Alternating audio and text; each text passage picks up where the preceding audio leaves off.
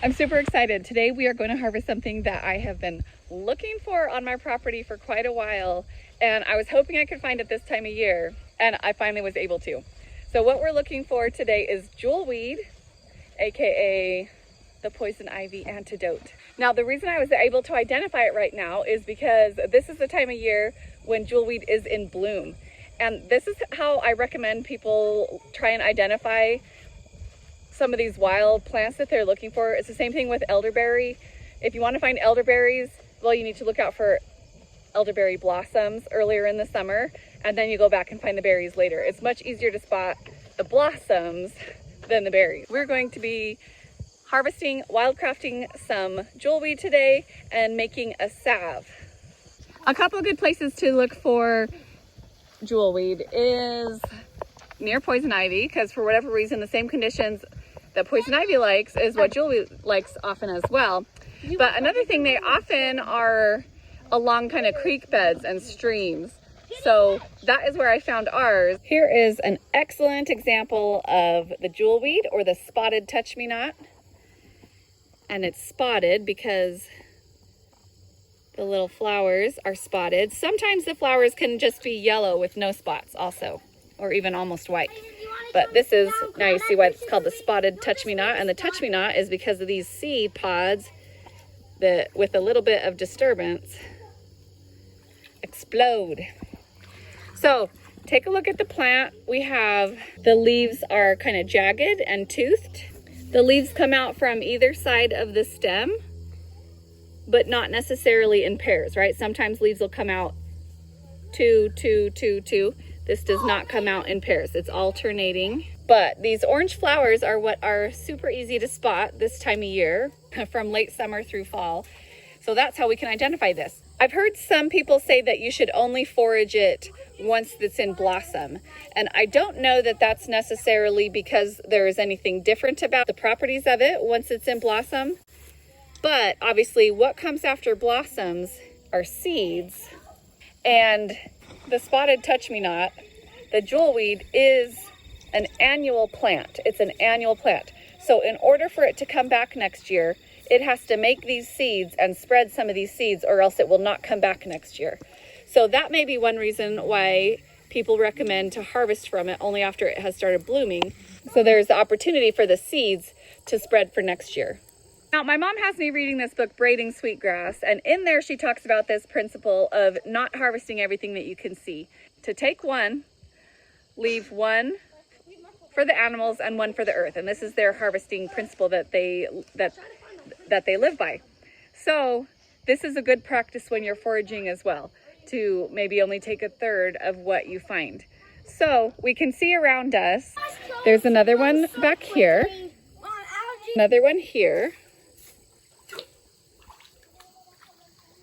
There's another one here, and there's this one that we're standing in front of.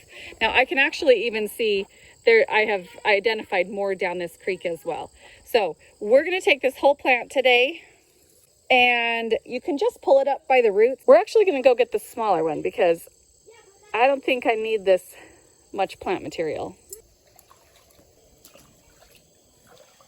Mommy, what, babe? Do you see any big crops?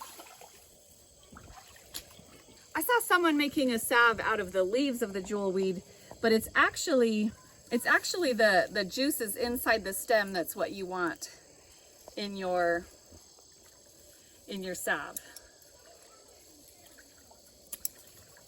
So another identifying factor about this is that the stems are hollow. What we're gonna do is we're gonna infuse some oil with the jewelweed. And I am going to use 1 part olive oil and 1 part unrefined coconut oil. I'm going to do those equally because that's the ratio that I use for making my lotion bar recipes.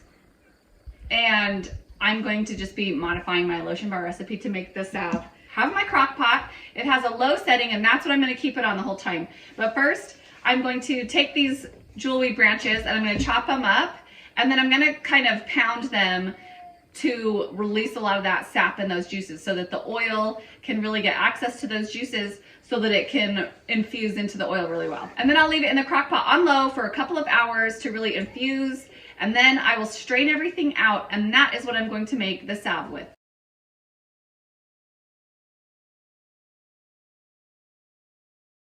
So my son is helping me out today. He was interested in this project of making some homemade medicine, and what he was thinking was that he's used the plantain a lot this summer to help with bee stings, and he thought, you know, maybe that's a good idea to add into this stinging relief salve as well. So we just went and grabbed just broadleaf plantain leaves, and I'm going to go ahead and kind of pound those in as well. And I'm going to cover this just until the coconut oil melts, but after that I'm going to leave it uncovered because I really want a low heat.